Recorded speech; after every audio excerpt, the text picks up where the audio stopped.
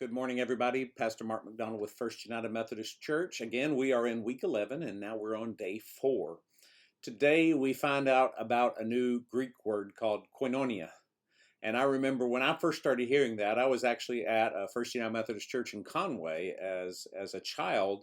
I heard about a class that was named the Koinonia class. I've heard it at other churches too, but I really thought at that time, that sure sounds coiny. Haha, get it? Coiny, koinonia. Koinonia is a word that is not in our normal word count, our language today. And this week, as we're talking about how the kingdom of God is different from the kingdom of this world, it's kind of appropriate to look at a word that is not normally used. But it is something I think you can understand. Today's workbook lesson is going to talk about some about how koinonia in the Greek is really supposed to be the ultimate of Christian fellowship, but not just like get together for a potluck. It really is an intimate fellowship, a total trust. You've heard me talk about small groups for years now and about how you need a place where you can go. And when somebody says, "How is it with your soul?" you can answer authentically, truthfully, honestly, frankly, and know that the people there are going to listen and have genuine concern for you.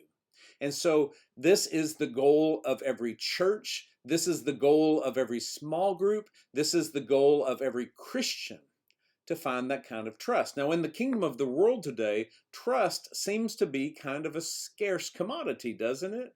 We talk about the cancel culture, and I don't mean that to be a political phrase. I think that's something that's been around all along. As we get ready for Palm Sunday, I've thought about cancel culture because the same crowd that welcomed Jesus as he rode into Jerusalem on what we celebrate as Palm Sunday, I'm sure many of those same people had turned against him later in the week and were crying for him to be crucified. We can turn so quickly from trust to mistrust, and we live in a world that's filled with conspiracies and doubt and accusations. It can topple relationships so quickly.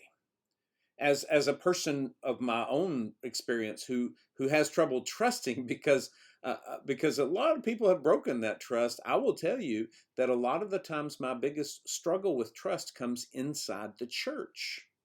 Because inside the church, people don't seem to always give the benefit of the doubt like you would think you would do with a koinonia community, an intimate, trusting relationship.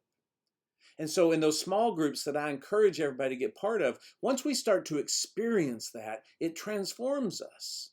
You've heard me say the thing that we come into with churches today is that we come into this understanding thinking that if people really knew who I was and what I did or what I thought about, that they wouldn't love me anymore.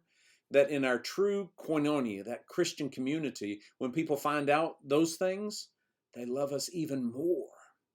That's counterintuitive in the kingdom of heaven.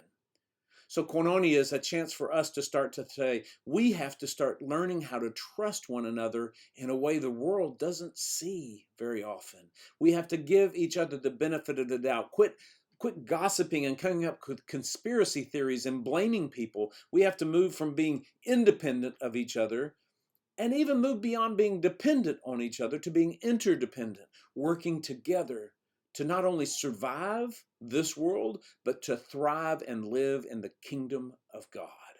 I hope that you begin to see some of that in the lesson today, and I hope that you can begin to feel that in your heart as you get excited for what God is already doing to bring koinonia into this world right now and in the kingdom that is yet to be fully revealed.